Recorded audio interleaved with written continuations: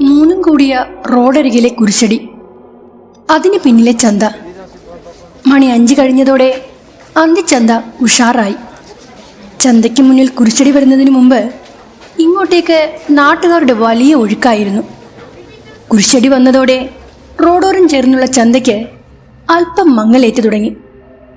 വഴിയോരത്തുള്ള വലിയ കുരിശടിയും പീടികകളും ചന്തയിലേക്കുള്ള വഴി ഇടുങ്ങിയതാക്കി. ചന്തയുടെ മുഖം തന്നെ അത് മാറ്റിമറിച്ചു. ആൾത്തിരക്കും വ്യാപാരികളും കുറഞ്ഞു. വേമ്പനാട് കായലിന് കുറുകെയുള്ള ബണ്ട് കടന്ന് ഒരു കാറ് പാഞ്ഞുപോയി. ഇത്തവണ സിനിമ ടാക്കീസിൽ പ്രദർശിപ്പിക്കുന്ന പുത്തൻ പടത്തെക്കുറിച്ച് ആ കാറിൽ നിന്ന് ഉച്ചത്തിലുള്ള അനൗൺസ്മെന്റ് മുഴങ്ങി കേൾക്കുന്നുണ്ടായിരുന്നു. അംബാസിഡർ കാറിന്റെ വിൻഡോ ഗ്ലാസിലൂടെ പുറത്തേക്ക് പറന്നു വീണ നോട്ടീസ് കൈവശമാക്കാൻ കുറെ കുട്ടിപ്പട്ടാളം ആ കാറിന്റെ പിന്നാലെ കൂടി. നിലത്ത് കൂട്ടിത്തയ്ച്ച ചണച്ചാക്കുകൾ വിരിച്ച് നാട്ടുകാരിൽ ചിലർ പച്ചക്കറികളും മരച്ചീനിയും വിൽക്കുന്നുണ്ട്. പോസ്റ്റ് ഓഫീസിനോട് ചേർന്നുള്ള കടകളിൽ തേങ്ങാ കച്ചവടവും ഇറച്ചിക്കച്ചവടവും പൊടിപൊടിക്കുന്നു. റേഷൻ കടയുടെ മുറ്റത്ത് കായൽ വിഭവങ്ങളും നിരത്തിവെച്ച് വലിയൊരു കൂട്ടം മത്സ്യത്തൊഴിലാളികൾ സ്ഥാനം പിടിച്ചിട്ടുണ്ട്. കറണ്ട് വെളിച്ചമൊന്നുമില്ല.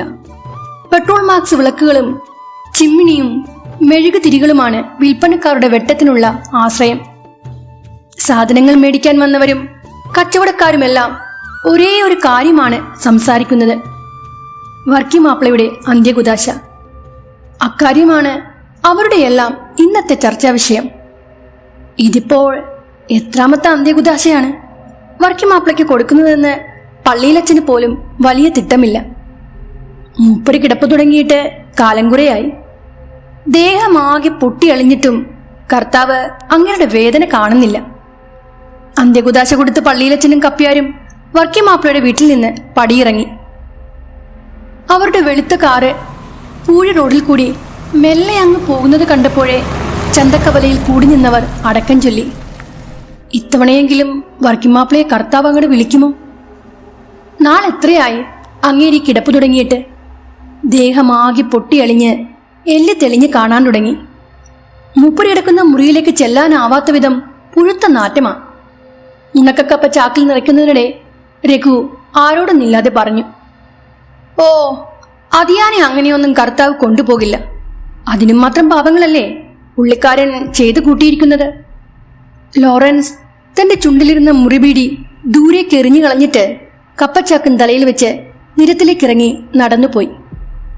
ഇരുവരും തമ്മിലുള്ള സംസാരം കേട്ടുകൊണ്ടാണ് സാധനങ്ങൾ വാങ്ങിക്കാനായി വന്ന അജയൻ അവിടെ നിന്നത്. ചന്തയിൽ നിന്ന് വീട്ടിലേക്ക് തിരിച്ചു പോകുന്ന വഴിക്കാണ് വർക്കിമാപ്പിളയുടെ വീട്.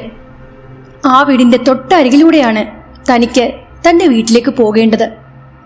അക്കാര്യം ഓർത്തപ്പോൾ തന്നെ 24-കാരനായ അജയന്റെ കാലുകൾ വിറച്ചു തുടങ്ങി. അവൻ ചുറ്റുമുള്ള കടമുറ്റത്താകെ ഒന്ന് കണ്ണോടിച്ചു.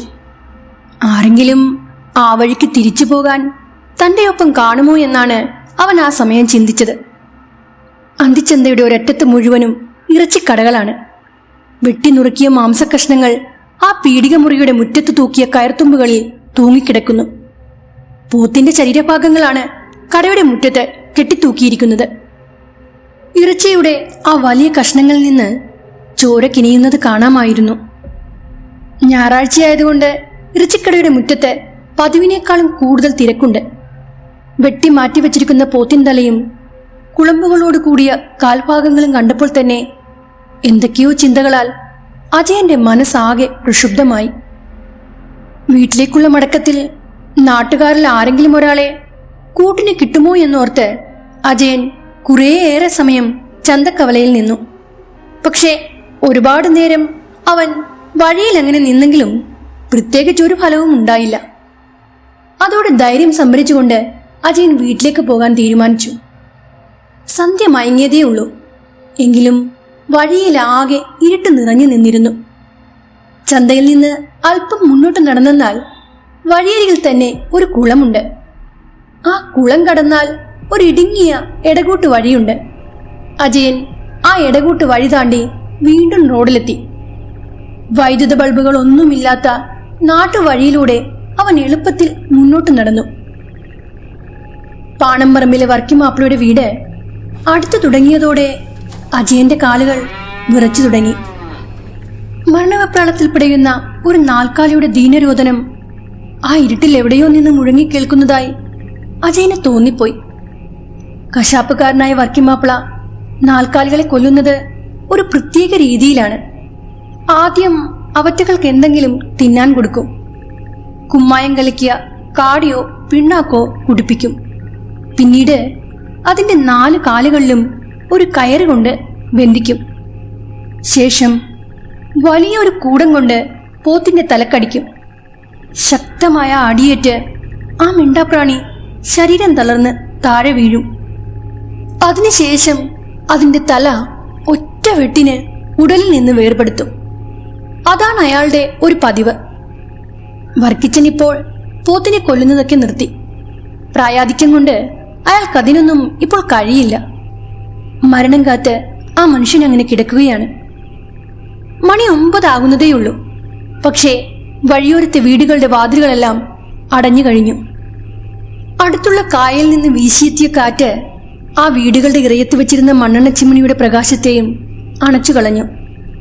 പാണമ്പറമ്പിനോടടുത്തപ്പോഴേക്കും കായൽ കാറ്റിൽ പോലും അനുഭവപ്പെടാത്ത ഒരുതരം തണുപ്പ് അജയൻ അനുഭവപ്പെട്ടു. വർക്കിമാപ്പിളയുടെ വീടിന് പിന്നിൽ ഒരു പാലമരം ഉണ്ടായിരുന്നു. അയാള് ഈ സ്ഥലം മേടിച്ച സമയത്ത് ആ വലിയ പാലമരമൊക്കെ വെട്ടിമാറ്റിയിട്ടാണ് അവിടെ വീട് വെച്ചത്. വെട്ടിമാറ്റിയ പാലമരം പിന്നെയും പിന്നെയും കിളിർത്തു പൊങ്ങിയെങ്കിലും മൂപ്പരതിനെ വളരാൻ അനുവദിച്ചില്ല. പണ്ട് ഈ സ്ഥലം ഏതോ പാണന്റേതായിരുന്നു എന്ന് പലരും പറഞ്ഞ് കേട്ടതായി അജയൻ ഓർത്തു. ചാത്തനെയും യക്ഷിയെയും വെച്ചാരാധിച്ച പാണന്റെ പറമ്പാണ് വർക്കിമാപ്പിള ചുളുവിലക്ക് കൈക്കലാക്കിയത്. പണ്ടെങ്ങോ ആ പറമ്പിൽ താമസിച്ച പാണനെയും പാണന്റെ കുടുംബത്തെയും കുറിച്ച് ഇപ്പോൾ ആർക്കും വലിയ അറിവൊന്നുമില്ല. ആ സ്ഥലം മേടിച്ച് അവിടെ വീട് വെച്ചതോടെയാണ് പോത്തുവെട്ടുകാരനായ വർക്കിമാപ്പിളയ്ക്ക് കഷ്ടകാലം തുടങ്ങിയതെന്നാണ് നാട്ടുകാരുടെ ഇടയിലെ ഒരു സംസാരം. ഓരോന്ന് ചിന്തിച്ച് ചിന്തിച്ച് പാണംപറമ്പ് കടന്നുപോയ കാര്യം അജയൻ അറിഞ്ഞതേയില്ല. ചന്തയിൽ നിന്ന് വാങ്ങിയ സാധനങ്ങളെല്ലാം അമ്മയെ ഏൽപ്പിച്ച് അവൻ ഇറയത്തിരുന്നു. എന്താ അജയ, നീ ഇത്ര താമസിച്ചത്? ചന്തയിൽ നല്ല തിരക്കുണ്ടായിരുന്നു അമ്മ, അതാ താമസിച്ചത്. അത്താഴം വിളമ്പുന്നതിനിടയിൽ അജയൻ അവന്റെ അമ്മയോട് പറഞ്ഞു. വർക്കിമാപ്പിളയ്ക്ക് ഇന്നും അന്ത്യകുദാശ നൽകി. ചന്തയിൽ നിന്നപ്പോൾ പള്ളിയിലച്ചനും കപ്പ്യാരും കാറിൽ പോകുന്നത് കണ്ടു. ഓ, അങ്ങേരിപ്പോഴൊന്നും ചാകത്തില്ല. കുമ്മായം കലക്കി കുടിപ്പിച്ച് എത്രയെത്ര മൂരികളെയാ ആ മനുഷ്യൻ കൂടം കൊണ്ട് അടിച്ചു കൊന്നിരിക്കുന്നത്. ആ മിണ്ടാപ്രാണികളുടെ പ്രാക്ക് കാണും. അതാ അയാൾ ഇങ്ങനെ കിടക്കുന്നത്. പിന്നെ പാണംപറമ്പിലല്ലേ താമസം, അതാ ഇത്ര അനുഭവിക്കുന്നത്. എന്താ അമ്മ എല്ലാവരും അങ്ങനെ പറയുന്നത്? ആ പറമ്പിന് എന്താണിത്ര വലിയ പ്രശ്നം? അജയൻ ആകാംക്ഷയോടെ അമ്മയോട് ചോദിച്ചു. പണ്ട് ഏതോ പാണന്മാർ താമസിച്ച സ്ഥലമാതെന്ന് പലരും പറഞ്ഞ് ഞാൻ കേട്ടിട്ടുണ്ട്. ആ പറമ്പിൽ വലിയൊരു പാലമരം ഉണ്ടായിരുന്നു. അതയാള് മുറിച്ചു കളഞ്ഞു. എന്തോ വെച്ചാരാധനയൊക്കെ അവിടെ ഉണ്ടായിരുന്നു. അതിന്റെ ദോഷമാകാം. കായൽ വരമ്പിനരികിലെ കമ്പവലയിൽ ഇപ്പോൾ മീനുകൾ കുടുങ്ങിയിട്ടുണ്ടാകണം. അവിടം വരെ ഒന്ന് പോകേണ്ടതുണ്ട്. കളരിക്കൽ വീട്ടിലെ ഏലിക്കുട്ടി അമ്മയുടേതാണ് ഈ കമ്പവല. അവരുടെ മക്കളെല്ലാം വിദേശത്താണ്. ഇടയ്ക്ക് ചിലപ്പോൾ ഈ കമ്പവല ഉയർത്തുന്നതും താഴ്ത്തുന്നതും അജയന്റെ ജോലിയാണ്. ഇനിയും വൈകിയാൽ വലയിൽ കയറിയ മീനെല്ലാം പോയെന്ന് വരും. രാത്രിയിൽ കഴിക്കാനുള്ള ആഹാരം പൊതിഞ്ഞു കിട്ടി ഇറയത്ത് കൊണ്ടുവച്ചതിന് ശേഷം അമ്മ അജയനോടായി പറഞ്ഞു. സാധാരണ ഏതിരുട്ടിലും എവിടെയും അജയൻ പോകുന്നതാണ്. ഇന്ന് എന്തെന്നില്ലാത്തൊരു ഭയം അവന്റെ മനസ്സിനെ പിടിമുറുക്കിയിരിക്കുന്നു. പടിപ്പുറത്തിരുന്ന 3 ബാറ്ററിയുടെ ടോർച്ചെടുത്ത് കയ്യിൽ പിടിച്ച് അവൻ മുറ്റത്തേക്ക് തെളിച്ചു. വെട്ടം അല്പം കുറവാണ്. ബാറ്ററി മാറിയിട്ട് ഏറെ നാളായിരിക്കുന്നു. പൊതിച്ചോറും കക്ഷത്തിൽ വെച്ച് അജയൻ ടോർച്ചും തെളിച്ച് മുറ്റത്തേക്കിറങ്ങി. ഇറയത്ത് നിന്ന അമ്മയുടെ കണ്ണുകൾ മകൻ കണ്ണിൽ നിന്ന് മറയും വരെ പിന്തുടർന്നു. ഇനിയും പാണംപറമ്പ് കടന്നു വേണം കായൽ വരമ്പിലെത്താൻ. അജയൻ വേഗത്തിൽ നടന്നു. സമയം എന്തായെന്ന് യാതൊരു തിട്ടവുമില്ല. ചുറ്റിനും കണ്ണിൽ കുത്തുന്ന ഇരുട്ട്. ചാകാറായ ബാറ്ററിയുള്ള ടോർച്ച് ഏതു നിമിഷവും തന്നെ ചതിക്കാം. റോഡിനരികിലുള്ള വീടുകളുടെ മറ കാരണം കായൽ ചില സ്ഥലങ്ങളിൽ മാത്രമായി കാണാൻ കഴിയുന്നുണ്ട്. മീൻപിടുത്തക്കാർ റാന്തൽവട്ടത്തിൽ ചെറുവള്ളങ്ങളിലായി മീൻ പിടിക്കുന്നുണ്ട്. ഇരുട്ടിൽ ആ ചെറിയ പുട്ടുവെളിച്ചങ്ങൾ കായലിൽ ഒഴുകി നടക്കുന്നത് പോലെ തോന്നിപ്പിച്ചു. പാണമ്പറമ്പിനോടടുത്തെത്തിയതും വലതുവശത്തുള്ള വീടിനരികിൽ നിന്ന അരണമരം ആകെ ഒന്നുലഞ്ഞു. ടോർച്ചിന്റെ വെട്ടം കാൽച്ചുവട്ടിൽ മാത്രം കാണാൻ പാകത്തിൽ ഒതുങ്ങി. കായൽക്കാറ്റ് വീശുന്നുണ്ടെങ്കിലും ആ മരത്തിന്റെ തുഞ്ചം ആകമാനം മുളയ്ക്കുന്ന തരത്തിലുള്ള ശക്തിയൊന്നും ആ തണുപ്പൻ കാറ്റിനില്ലായിരുന്നു. തലതിരിച്ചൊന്നും നോക്കാൻ ഒരുങ്ങുന്നതിനു മുമ്പേ അരണമരത്തിൽ നിന്ന് എന്തോ ഒന്ന് താഴേക്ക് വീണതുപോലെ വലിയൊരു ശബ്ദം കേട്ടു. ആയിരുട്ടിൽ എന്താണ് സംഭവിച്ചതെന്ന് അജയന് മനസ്സിലായില്ലെങ്കിലും ആ പറമ്പിലായി ഒരു അറുവലയുടെ വാസമുള്ളതായി സുഹൃത്തുക്കളായ ചില വള്ളക്കാർ പറഞ്ഞിട്ടുണ്ട്. മനസ്സിലാകെ പേടിപ്പെടുത്തുന്ന ചിന്തകൾ ഒന്നിനു പുറകെ ഒന്നായി കായലോളങ്ങൾ പോലെ വരികയാണ്. അരണമരത്തിലെ അറുകൊലയും റോഡിനു കുറുകെ കായലിലേക്ക് പാഞ്ഞു പോകുന്ന തീഗോളവും എല്ലാം ഒറ്റ നിമിഷം കൊണ്ട് അജയന്റെ ഓർമ്മയിലേക്ക് ഇടിച്ചു കയറി. റോഡിനപ്പുറം ഒരു ക്ഷേത്രമുണ്ട്. അവിടുന്ന് കായലിനക്കരെയുള്ള മറ്റൊരു ക്ഷേത്രത്തിലേക്ക് വരത്തുപോക്കുള്ളതാണ്. കായലോരത്തെ കാട് പിടിച്ചു കിടക്കുന്ന വലിയൊരു പറമ്പിലൂടെയാണ് കൂവിയാർക്കുന്ന ശബ്ദ കോലാഹലത്തോടെ വരത്തുപോക്ക് കടന്നു പോകുന്നത്. ഒരു തവണ വള്ളത്തിൽ പോയി മടങ്ങി വരുന്ന സമയത്ത് ഈ തീനാളം പാഞ്ഞു പോകുന്നത് അങ്ങ് ദൂരെ നിന്ന് കണ്ടതാണ്. അന്ന് ആ കാഴ്ചയ്ക്ക് സാക്ഷിയാകാൻ അജയനോടൊപ്പം അയൽക്കാരനും അവന്റെ സുഹൃത്തുമായ സതീഷും ഉണ്ടായിരുന്നു. കൂടെ ഒരാൾ ഉള്ളതുകൊണ്ട് അന്ന് അത്ര ഭയമൊന്നും തോന്നിയില്ല. വീട്ടിൽ ചെന്ന പാടെ അന്നൊരു കുളിരും പനിയും വന്നതേ ഓർമ്മയുള്ളൂ. 7-ന്റെ അന്നാണ് ആ പനി വിട്ടുമാറിയത്. ദേഹമാകെ വെള്ളം കെട്ടിയ കുമിളകൾ വന്ന് വീർത്തു പൊങ്ങി പൊട്ടിയൊലിച്ച് ആകെ വിഷമിച്ചു പോയി. അജയൻ തന്റെ നടത്തത്തിന് വേഗത കൂട്ടി. അരണമരത്തിന് മുകളിൽ നിന്ന് താഴേക്ക് വീണത് എന്തായിരിക്കും? എന്തോ ഒന്ന് നിലത്തേക്ക് ചാടിയതുപോലെയാണ് തോന്നിയത്. ഓടി ഓടിയുള്ള നടത്തത്തിനിടയിൽ ഏറെ പാടുപെട്ട് അജയൻ തിരിഞ്ഞു നോക്കി. ഇടം വലം നോക്കാതെയുള്ള ഒറ്റ നടപ്പായിരുന്നു. ഉള്ളിലിരുന്ന് ആരോ പറയുന്നുണ്ടായിരുന്നു തിരിഞ്ഞു നോക്കാതെ വേഗം നടക്കാൻ. പക്ഷേ മനസ്സിൽ നിന്നുയർന്ന ആ വാക്കുകൾ വകവയ്ക്കാൻ കൂട്ടാക്കാതെ കണ്ണുകളുടെ നോട്ടം പിന്നിലെ ഇരുട്ടിലേക്ക് നീണ്ടു ചെന്നു. ആ സമയം ഇരുട്ടിൽ 2 കണ്ണുകൾ തിളങ്ങുന്നതായി അജയൻ കണ്ടു. തീക്കനൽ പോലെ തിളങ്ങുന്ന ആ 2 കണ്ണുകൾ ഇരുട്ടിൽ തിളങ്ങി നിൽക്കുന്നു. അത് തന്റെ നേർക്ക് പാഞ്ഞു വരികയാണ്. ആരോ കിതച്ചുകൊണ്ട് ഓടി വരുന്ന വേഗതയിൽ തീക്കനൽ കണ്ണുകൾ അടുത്തടുത്തുകൊണ്ടിരുന്നു. അത് കണ്ടതും അജയൻ ജീവനും കയ്യിൽ പിടിച്ച് മുന്നോട്ട് പാഞ്ഞു. ടാറുപാകിയ റോഡല്ല, കൂർത്ത മെറ്റൽ കഷ്ണങ്ങൾ എഴുന്നു നിൽക്കുന്ന കുണ്ടും കുഴിയും നിറഞ്ഞ റോഡാണ്. പാഞ്ഞുള്ള ഓട്ടത്തിനിടയിൽ ടോർച്ച് പലതവണ അണഞ്ഞു തെളിഞ്ഞു. ഇടയ്ക്ക് ഏതോ കല്ലിൽ തട്ടി അജയൻ കമിഴ്ന്നടിച്ച് വീണു. ഭയത്താൽ തന്റെ ജീവൻ ആ നിമിഷം നഷ്ടമാകുമെന്ന് അവന് തോന്നിപ്പോയി. അറിയാവുന്ന ദൈവങ്ങളെയെല്ലാം ഉച്ചത്തിൽ വിളിച്ചുകൊണ്ട് അജയൻ വീണെടുത്ത് നിന്ന് എഴുന്നേൽക്കാൻ ശ്രമിച്ചുകൊണ്ടിരിക്കെ ഇരുട്ടിൽ പാഞ്ഞു വന്ന തീക്കണ്ണുകൾ ഒരു സ്ഥലത്ത് നിശ്ചലമായി. അവ മുന്നോട്ട് നീങ്ങുന്നതേയില്ല. വേലിയില്ലാത്ത പാണമ്പറമ്പിലെ വീട്ടുമുറ്റത്താണ് ആ കണ്ണുകൾ നിശ്ചലമായത്. പെട്ടെന്ന് ഇരുട്ടിൽ നിന്ന് ഉയർന്നു കേട്ട നീട്ടിയുള്ള ഓരിയിടൽ ശബ്ദം അജയന്റെ കാതുകൾ പതിച്ചപ്പോഴാണ് അവന് കാര്യം മനസ്സിലായത്. ഇരുട്ടിൽ തിളങ്ങി നിന്ന ആ തിളക്കമുള്ള കണ്ണുകളുടെ ഉടമ ഒരു കറുത്ത നായയാണെന്ന്. ഒരു വിധത്തിൽ അജയൻ ഉരുണ്ടു പിരണ്ട് വീണെടുത്ത് നിന്ന് എഴുന്നേറ്റ് നിന്നു. ആ നായയുടെ ഓരിയിടൽ അവനിൽ ഭയമുളവാക്കിയെങ്കിലും ഇരുട്ടിൽ തന്നെ പിന്തുടർന്നു വന്നത് നായാണെന്നറിയാൻ കഴിഞ്ഞതിൽ മനസ്സിൽ മുളപൊട്ടിയ ഭയം നിറഞ്ഞ സംശയങ്ങൾക്ക് ഒരറുതിയുണ്ടായി. ആ 2 കണ്ണുകൾ കൂടാതെ വേറെയും തീക്കണ്ണുകൾ. ഒരു കൂട്ടം പട്ടികളുടെ പാഞ്ഞു പറിച്ചുള്ള ഓട്ടം പാണൻപറമ്പിലെ വീട്ടുമുറ്റത്ത് അവസാനിച്ചു. കൂട്ടമായുള്ള ഓരിയിടൽ കേട്ട് അജയൻ അടിമുടി ഉറച്ചു. ഇന്നും അന്ത്യകുദാശ നടത്തിയ വീടാണ്. മരണം കാത്തു കിടക്കുന്ന വർക്കിമാപ്പിളയുടെ അന്ത്യസമയം അടുത്തോ? മനസ്സിലുടലെടുത്ത ആ ചോദ്യം അവനെ ആകെ അലോസരപ്പെടുത്തി. തിരിഞ്ഞു നോക്കി അവൻ കമ്പവലയ്ക്കരികിലെത്തി. കായൽ കുറച്ചകലെയായി വലക്കാർ വള്ളങ്ങൾ തുഴഞ്ഞു നീങ്ങുന്നുണ്ട്. അവരുടെ കൂകിവിളിയും വർത്തമാനവും കേട്ടപ്പോൾ അജയന് തെല്ല ആശ്വാസമായി. അവൻ കയ്യിലിരുന്ന ടോർച്ച് തെളിച്ച് വായുവിലൊന്ന് വട്ടം കറക്കി. ആ അടയാളത്തിന് മറുപടിയായി ദൂരെ കണ്ടൊരു വള്ളത്തിൽ നിന്ന് ഒരു കൂവൽ ശബ്ദമുയർന്നു. ആ ശബ്ദത്തിനുടമയെ അജയൻ തിരിച്ചറിഞ്ഞു. അതവന്റെ സുഹൃത്ത് പ്രകാശനായിരുന്നു. കമ്പവല ഉയർന്നു തുടങ്ങിയതോടെ പ്രകാശൻ തന്റെ വള്ളവുമായി കരയണഞ്ഞു.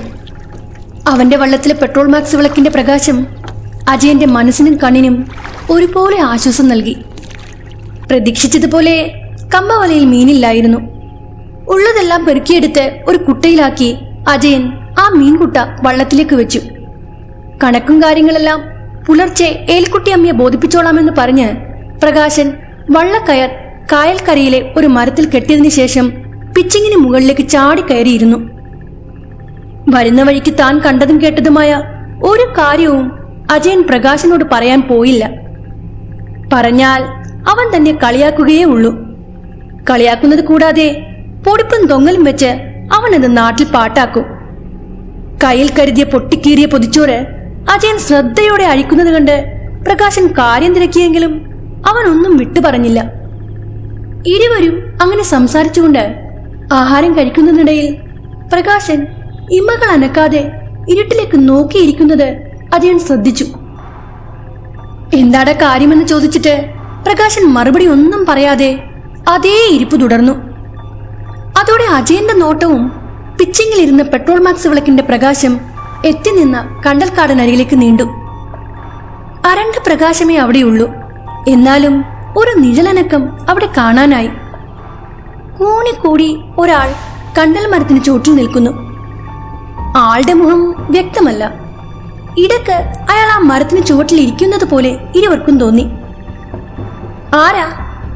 ആരാന്ന് രണ്ടാളും പലതവണ ചോദിച്ചിട്ടും ഉത്തരമൊന്നും ഉണ്ടായില്ല. ആഹാരം കഴിക്കുന്നത് നിർത്തി പ്രകാശൻ തന്റെ കൈയ്യ് കായൽ വെള്ളത്തിൽ കഴുകി ഉടുത്തിരുന്ന മുണ്ടിന്റെ തുമ്പുകൊണ്ട് കിറിയും തുടച്ചുകൊണ്ട് അയാൾ എണീറ്റു. ആരാടാ നീ? എന്താടാ ഒന്നും മിണ്ടാത്തത് എന്ന് ദേഷ്യത്തോട് ചോദിച്ചുകൊണ്ട് പ്രകാശൻ മുണ്ടും മടക്കി കുത്തി കണ്ടൽക്കാടിന് നേർക്ക് നടന്നുപോയി. അജയൻ തന്റെ കൈ കഴുകുന്നതിനിടയിൽ മുന്നോട്ട് നടന്നു നീങ്ങിയ പ്രകാശൻ ചക്ക വെട്ടിയിട്ടതുപോലെ നിലത്തേക്ക് വീണ ഒച്ച കേട്ട് അവൻ ഞെട്ടിപ്പോയി. പ്രകാശ, എടാ പ്രകാശ! ഉച്ചത്തിൽ വിളിച്ചെങ്കിലും പ്രകാശന്റെ ശബ്ദമൊന്നും കേട്ടില്ല. കണ്ടൽക്കാടിനടുത്ത് നിന്ന ആൾ അനങ്ങാതെ അപ്പോഴും അവിടെ തന്നെ നിൽപ്പുണ്ടായിരുന്നു. കൽക്കെട്ടിന് മുകളിൽ വച്ചിരുന്ന പെട്രോൾ മാക്സ് വിളക്കും തൂക്കി പിടിച്ച് അജയൻ കാടിനടുത്തേക്ക് ചെന്നു. പ്രകാശൻ അനക്കമില്ലാതെ താഴെ വീണ് കിടക്കുകയാണ്. പെട്രോൾ മാക്സ് വിളക്കിന്റെ മഞ്ഞ വെളിച്ചം അടുത്തു വന്നതോടെ കൂനിക്കൂടി നിന്നയാൾ വേഗത്തിൽ കായലോരത്തേക്ക് നടന്നു. അയാളുടെ പിൻഭാഗം മാത്രമേ കാണാനാവുന്നുള്ളൂ. അരക്കയ്യൻ ബനിയനും അലസമായി ഉടുത്ത വെള്ളമുണ്ടുമാണ് ആ ആളിന്റെ വേഷം. നിലത്ത് വീണ് കിടന്ന പ്രകാശിനെ കുലുക്കി വിളിക്കുന്നതിനിടയിലും കായലരികിലേക്ക് നടന്നു നീങ്ങിയ ആ മനുഷ്യനോട് ഒന്ന് നിൽക്കാൻ അവൻ പലതവണ ആവശ്യപ്പെട്ടു. ഒഴുകി ഒഴുകി നീങ്ങുന്നത് പോലെയായിരുന്നു അയാളുടെ ആ നടപ്പ്. കൽക്കെട്ടിനറ്റത്തെത്തിയതും ആ മനുഷ്യൻ പെട്ടെന്ന് നിന്നു. പല പ്രാവശ്യം വിളിച്ചതുകൊണ്ടാവാം അവസാനമായി അയാൾ തിരിഞ്ഞ് അജയന്റെ നേർക്ക് നോക്കിയത്. ആ മനുഷ്യന്റെ മുഖം കണ്ടതും അജയന്റെ ശരീരം കിടുകിടാ വിറയ്ക്കാൻ തുടങ്ങി. പാണംപറമ്പിലെ വർക്കി മാപ്പിള. കിടക്കയിൽ നിന്ന് എണീക്കാൻ പോലും ആവാത്ത ആ മനുഷ്യൻ ഇത്രയും വേഗത്തിൽ എന്തിന് കായൽമാട്ടയിലേക്ക് നടക്കുന്നു? അയാൾ എങ്ങനെ ഇവിടെ വന്നു? കാലുകൾ മറിച്ച് നിലത്തുറച്ചു പോയതുപോലെ അജയൻ അനങ്ങാനാവാതെ നിന്നുപോയി. കൽക്കെട്ടിനരികിലെത്തിയ അയാൾ അജയനെ നോക്കി ഒന്ന് ചിരിച്ചു. നിരതെറ്റി നിന്ന ഒന്ന് രണ്ട് പല്ലുകൾ കാട്ടിയുള്ള ആ ചിരി ഏറെ ഭയാനകമായിരുന്നു. ഒന്ന് കൈവീശി കാണിച്ചതിന് ശേഷം ആ മനുഷ്യൻ തിരിഞ്ഞു നിന്നു. പിന്നെ കായലിലേക്ക് എടുത്തു ചാടി. പക്ഷേ ഒരാള് വെള്ളത്തിലേക്ക് വീഴുമ്പോൾ ഉണ്ടാവുന്ന ഒരു ശബ്ദവും അപ്പോൾ ഉണ്ടായില്ല.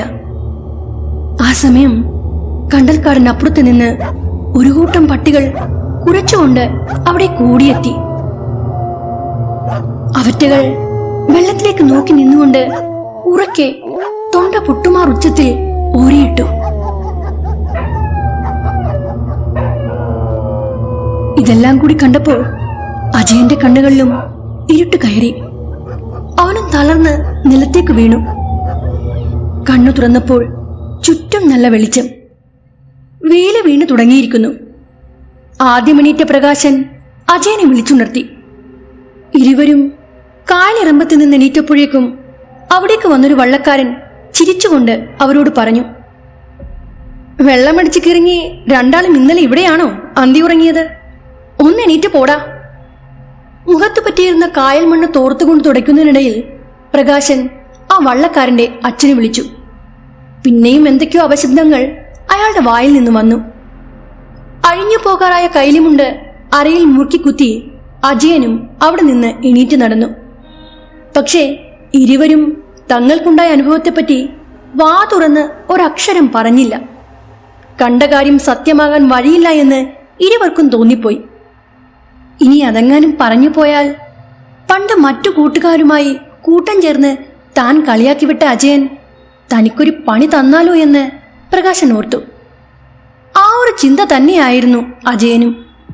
പ്രകാശനും കൂട്ടുകാർക്കും ഇനിയും തന്നെ കളിയാക്കാനുള്ള ഒരു അവസരം എന്തിനൊപ്പിച്ചു കൊടുക്കണം? എന്തൊക്കെയായാലും രണ്ടാളും കണ്ട ഇരുട്ടിലെ ആ ആളുടെ മുഖം അവരുടെ മനസ്സിൽ മായാതെ നിന്നു. കഴിഞ്ഞ രാത്രിയിൽ ഉയർത്തിയ ആ കമ്പവല പിന്നീട് താഴ്ത്തിയിരുന്നില്ല. നഷ്ടമാണ് സംഭവിച്ചിരിക്കുന്നത്. അജയൻ ആകെ നിരാശനായി. കുട്ടയിലെ മീനിൽ ഐസ് ഇടാത്തതിനാൽ അവ ചെയ്യാൻ സാധ്യതയുണ്ട്. തിടുക്കത്തിൽ പ്രകാശൻ കുട്ട തന്റെ തോളത്തെടുത്തു വെച്ച് വേഗം അങ്ങ് നടന്നു. അയാളുടെ പിന്നാലെ അജയനും. കായലോരത്തിനരികിൽ നിന്ന് അവർ റോട്ടിലേക്ക് കയറി. പാണമ്പറമ്പിലെ വീടിന്റെ മുറ്റത്ത് നിറയെ ആൾക്കൂട്ടം. ആ ആൾക്കൂട്ടം കണ്ട് ഇരുവരുടെയും നെഞ്ച് പെരുമ്പാറ കൊട്ടി. ഒരാളുടെ ഹൃദയമിടിപ്പ് മറ്റൊരാൾക്ക് കേൾക്കാൻ പാകത്തിലായി. രണ്ടാളും പരസ്പരം നോക്കി. ആൾക്കൂട്ടത്തെ വകഞ്ഞു മാറ്റി അജയൻ വീട്ടുപടിക്കൽ ചെന്നെത്തി നോക്കി. ഇറിയത്തെ തലപ്പായയിൽ വെള്ള പുതച്ച് നീണ്ടു നിവന്ന് കിടക്കുന്നു വർക്കിമാപ്പിള. അയാളുടെ വിളറി വെളുത്ത മുഖം കണ്ടപാടെ അജയൻ അവിടെ നിന്ന് തിരിഞ്ഞു നടന്നു.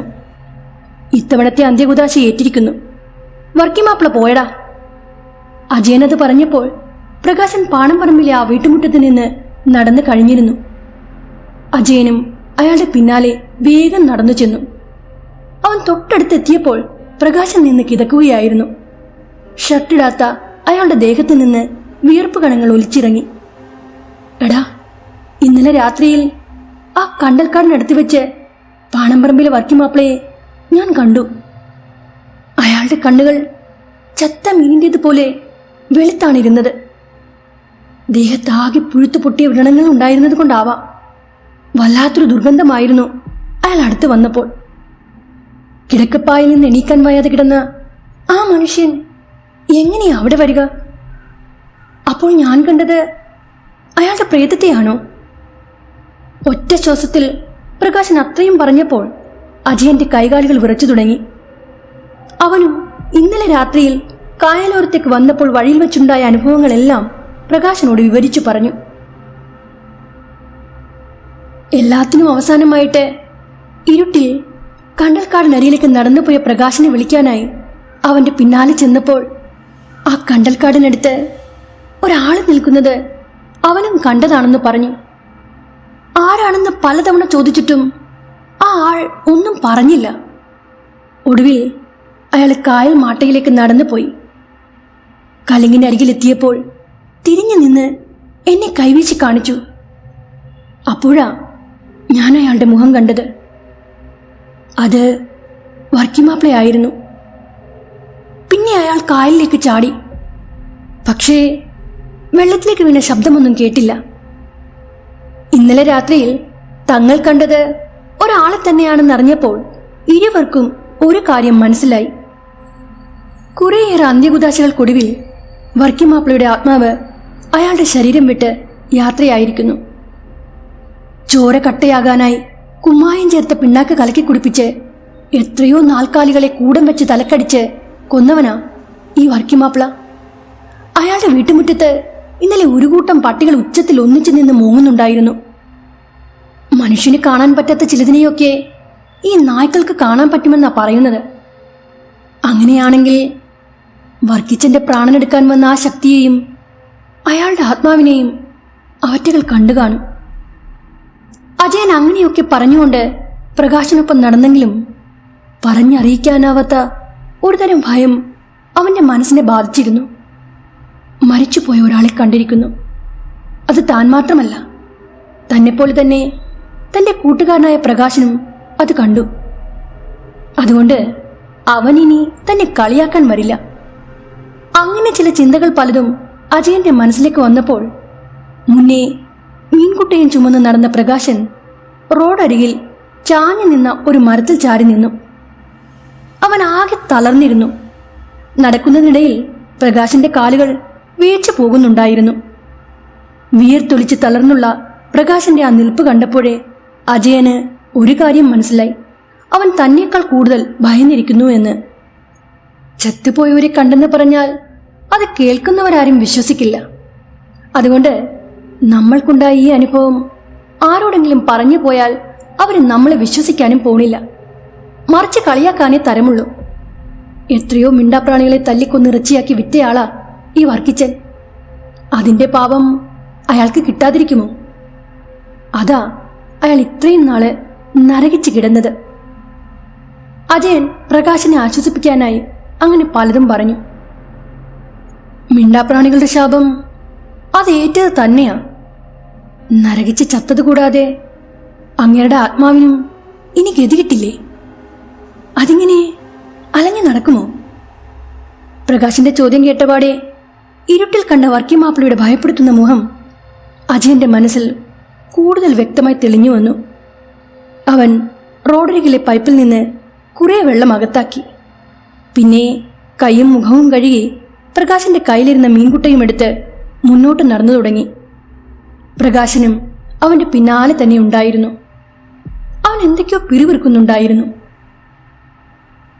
നാൽക്കാലികളെ കൊന്നിറച്ചിയാക്കുന്നവന് മാത്രമേ പാപം കിട്ടുകയുള്ളോ? അത് തിന്നുന്നവന് കിട്ടില്ലേ? പ്രകാശിന്റെ ചോദ്യത്തിന് അജയന് കൂടുതലൊന്നും ആലോചിക്കേണ്ടി വന്നില്ല. പലരും പറഞ്ഞ് മനസ്സിൽ പതിഞ്ഞു പോയ ആ വാചകം അവൻ പ്രകാശിനോടും പറഞ്ഞു. കൊന്നാൽ പാപം തിന്നാൽ തീരും.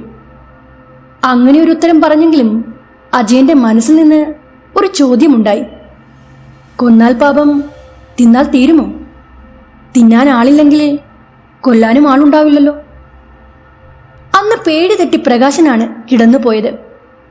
1 മാസം കഴിഞ്ഞപ്പോഴാണ് അവന് വള്ളത്തിൽ പോകാൻ പോലും കഴിഞ്ഞത്. വർഷങ്ങൾ പിന്നെയും കഴിഞ്ഞുപോയി. വർക്കിച്ചന്റെ മക്കൾ എല്ലാവരും മാനസിക രോഗികളായി മാറി. ഭ്രാന്തമൂത്ത ഒരു മകനെ മുറിയിലെ കട്ടിലക്കാലിൽ ചങ്ങലയിൽ പൂട്ടി. ഇടയ്ക്ക് അയാൾ ആ ചങ്ങല വലിച്ചു പൊട്ടിച്ച് വീട്ടുപരിസരത്തെല്ലാം ഓടി നടക്കും. ആർക്കും പിടികൊടുക്കാതിരിക്കാനായി അയാൾ ചിലപ്പോൾ ഓടിട്ട പുരയ്ക്കു മുകളിൽ വലിഞ്ഞു കയറും. അനുനയിപ്പിക്കാൻ ശ്രമിക്കുന്നവരെ ഓടുകഷ്ണം വെച്ചെറിയും. പിന്നീടുള്ള ചില രാത്രികളിൽ പാണമ്പറമ്പിലെ വീട്ടുമുറ്റത്ത് നിന്ന് അട്ടഹാസവും അലറിക്കരച്ചിലും ഉയർന്നു കേൾക്കാമായിരുന്നു. ഇരുട്ടിൽ ചങ്ങലയും വലിച്ചു നടക്കുന്ന ആ ഭ്രാന്തൻ പലരുടെയും പേടി സ്വപ്നമായി മാറി. കാലത്തിന്റെ കുത്തൊഴുക്കിൽ ജീവിത നാടകം അവസാനിപ്പിച്ച് ആ മനുഷ്യനും യാത്രയായി. ഇറച്ചിവെട്ടുകാരൻ വർക്കിമാപ്പിളയും അയാളുടെ ഭ്രാന്തന്മാരായ മക്കളും നാട്ടുകാർക്ക് ഇന്നും ഒരു സംസാര വിഷയം തന്നെയാണ്. അവശേഷിച്ച മക്കളിൽ ചിലർ ഇപ്പോഴും ശൂന്യതയിലേക്ക് നോക്കി. അവർ ആരോടായിരിക്കും അങ്ങനെ സംസാരിക്കുന്നത്? അവർക്ക് ആരെ ആയിരിക്കാം ആ ശൂന്യതയിൽ കാണാൻ കഴിയുന്നത്?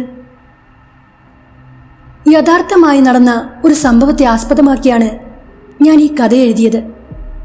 ഈ കഥ നിങ്ങൾക്ക് ആസ്വദിക്കാൻ കഴിഞ്ഞെങ്കിൽ കമന്റിലൂടെ നിങ്ങളുടെ അഭിപ്രായങ്ങൾ അറിയിക്കാൻ മറക്കല്ലേ. ഒപ്പം തന്നെ വീഡിയോയ്ക്ക് മറക്കാതെ മടി കൂടാതെ ലൈക്ക് ചെയ്യണേ. വീണ്ടും ഒരു കഥയുമായി നമുക്ക് കാണാം. അതുവരേക്കും വിട.